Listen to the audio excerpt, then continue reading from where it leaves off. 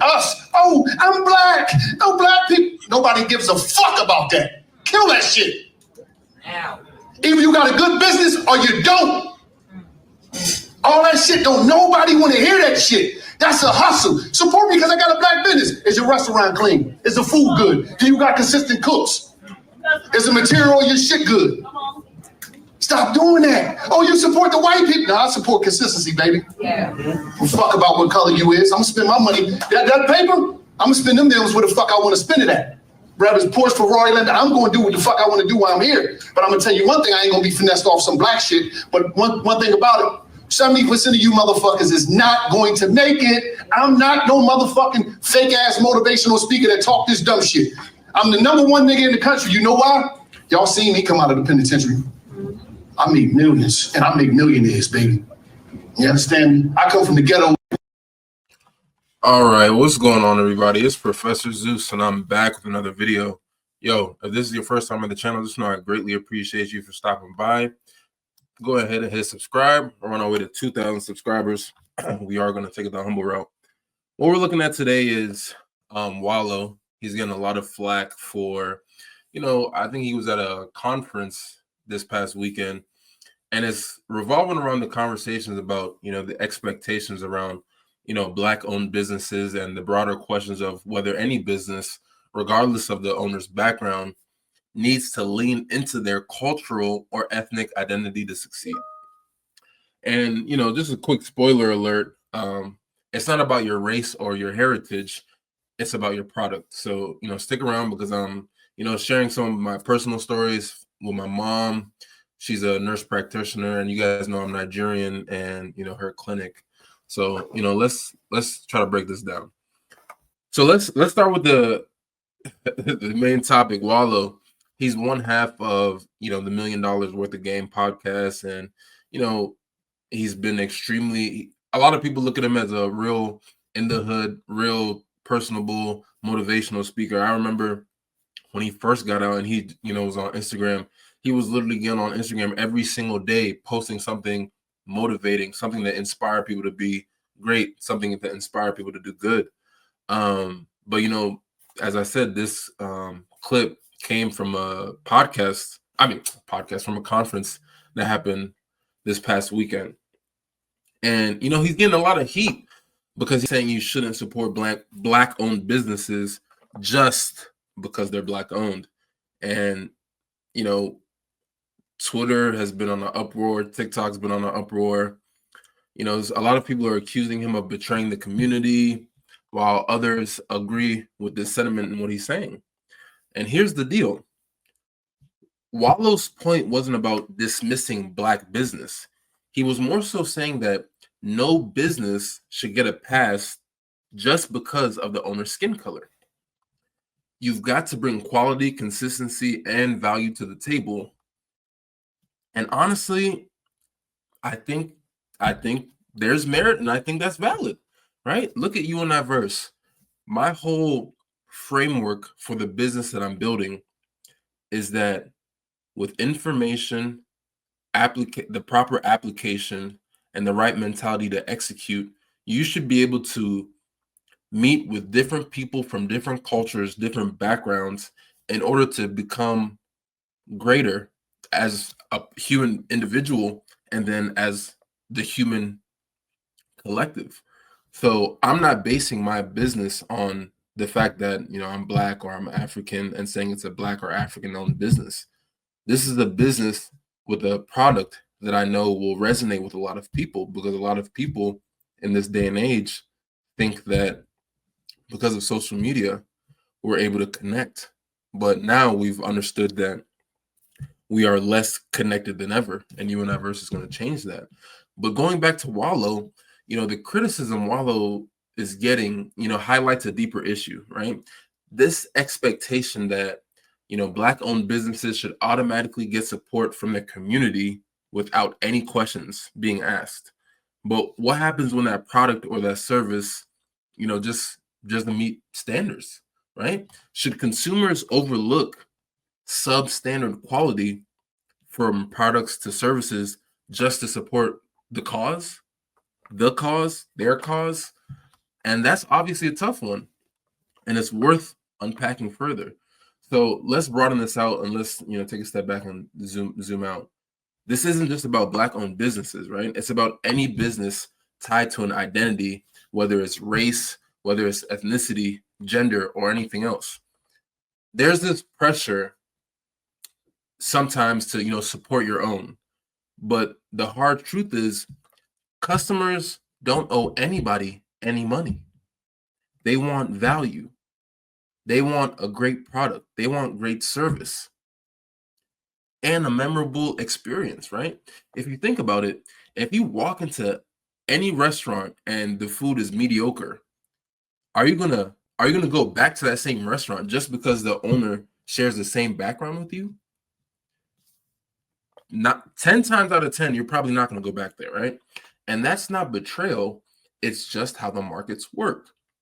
Capitalism doesn't care about your identity.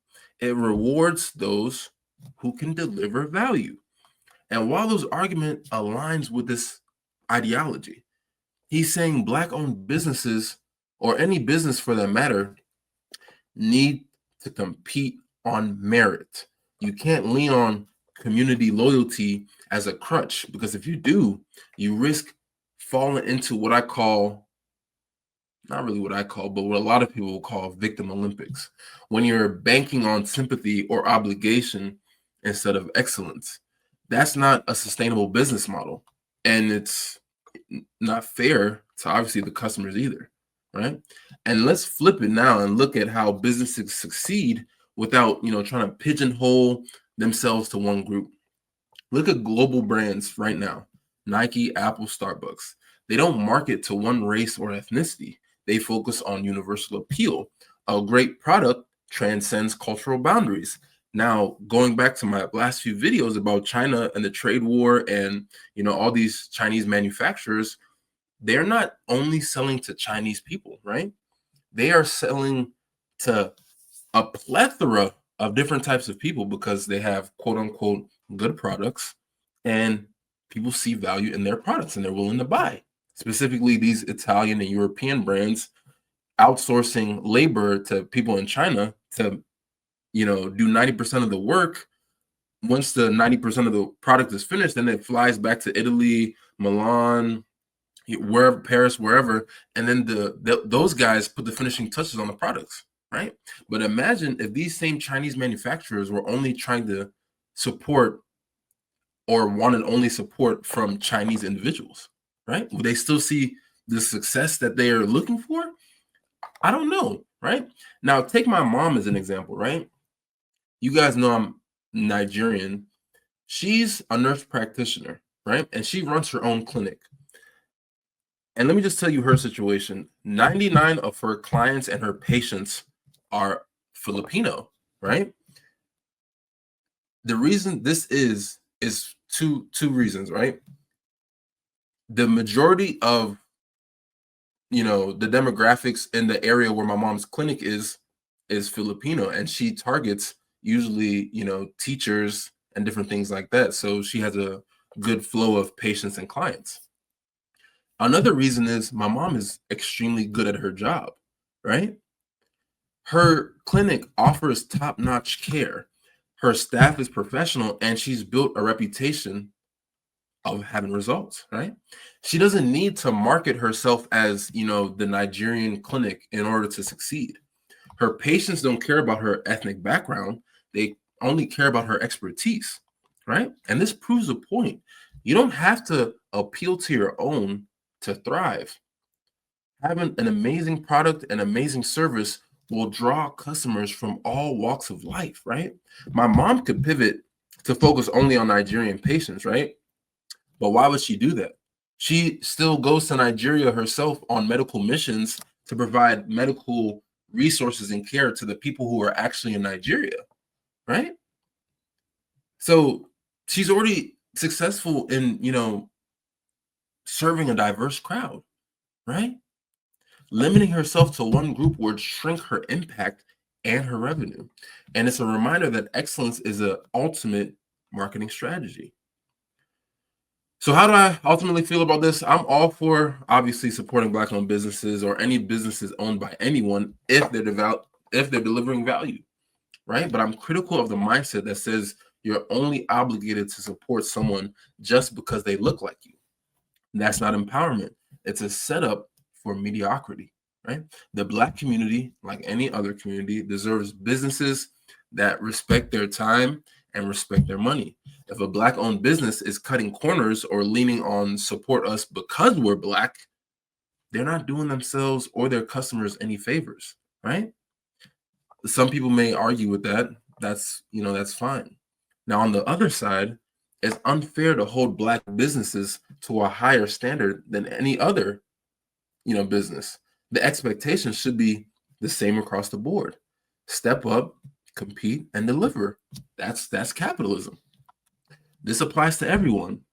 No one, Black, white, Asian, Latino, whoever, whatever, should expect success just because of who they are. Diversity, equity, and inclusion are definitely important, but they can't replace hard work and quality. Now, if you're banking on your identity to carry you far, you're definitely already behind.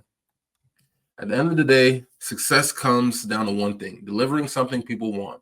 Whether you're running a Black-owned business, a Filipino-owned business, or anything else, focus on being the best, right? My mom's clinic is a proof that great service can break through any cultural or ethnic barrier. And Wallo's message, although a lot of people are going to look at it as controversial, it's a wake-up call. Don't settle for loyalty-based support. Aim for excellence-based success. But let me know what you guys think. Should businesses lean into their cultural identity, or is quality the only thing that matters? Drop your thoughts in the comments and let's keep the conversation going. If you like this video, hit that like button, subscribe. We're on our way to 2,000 subscribers. Hit that bell notification so you always get notified when I drop a new video.